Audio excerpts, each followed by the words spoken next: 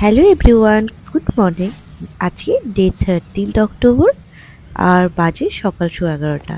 এই যে সকাল সকাল বেরিয়ে পড়েছি মায়ানসীকে স্কুল থেকে ফেরত আনতে। আর এই যে মায়ানসীকে স্কুল থেকে এনে স্নান করিয়ে খাইয়ে দাইয়ে একটু ফ্রুটস দিয়েছিলাম, তো না হলে একেবারেই সময় পাওয়া যায় না। আর তার সাথে আজকে নতুন চমক হলো আমাদের কালী পুজোর কিন্তু বাঁশ ফেলা হচ্ছে। মামা কিসের জন্য হচ্ছে জানো? কালী পুজো হবে, লাইটিং হবে। কি মজা, লাইট লাগাবে, কত সুন্দর। আমাকে এখানে লাগাবে? হ্যাঁ, আমরা তাকিয়ে তাকিয়ে দেখবো, দেখে লাইট আর খুব মজা করবো। ইয়ে ইয়ে ইয়ে, মজা হবে না? দুপুরে ঘুমোয়নি, সোজা হোমওয়ার্ক। এই যে ফ্যানের আওয়াজ, ফ্যানের আওয়াজ ঠিক আছে। এই যে আমি এগুলো কাপড়গুলো সব গুছোতে বসেছি। বাইরে প্যান্ডেল, এদিকে ভালোই হালকা হালকা এখনো রোদ আসছে, সানলাইট। ও তোমারটা বলবো? তুমি তো গুড গার্ল, তুমি সব হোমওয়ার্ক করে নিচ্ছ হ্যাপি দিওয়ালি হওয়ার আগে।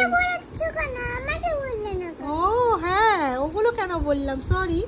এই যে জেজের হ্যাপি দিওয়ালি, তাই জন্য তার আগেই জেজে সব হোমওয়ার্ক কমপ্লিট করে নিচ্ছে বিকেল বেলাতেই, যাতে কেউ ভালোভাবে মজা করতে পারে। ভেরি গুড, ঠিক আছে। এটা কমপ্লিট করবে আর বিটা। হাই, এখন আমাদের হচ্ছে না, আমরা এখন কি করছি? তারপরে আমি একটা কিছু একটা মামা লিজে, মামা আমাকে ডাইপার পরাচ্ছে, তারপরে আমাকে মামা ঠাড়াবে। দেখো সুবিধা, আমি তো একটা কিছু একটা করছিলাম। আমি একটা কিছু একটা করছো? হ্যাঁ। ও বাবা, আমি একটা কিছু একটা করছিলাম। তুমি হাত দিয়ে দিয়েছো ব্লগিং এ। কোথায়? আমি একটু বলি, ঘোড়া আমি একটু বলি। তারপরে আমরা কি করছিলাম না, আমি বাবা মাস্টার ব্লগার। ওরে বাবা রে। তারপরে আমি ইয়াংগেস্ট ব্লগার কিরকম করে রানিং বলছে।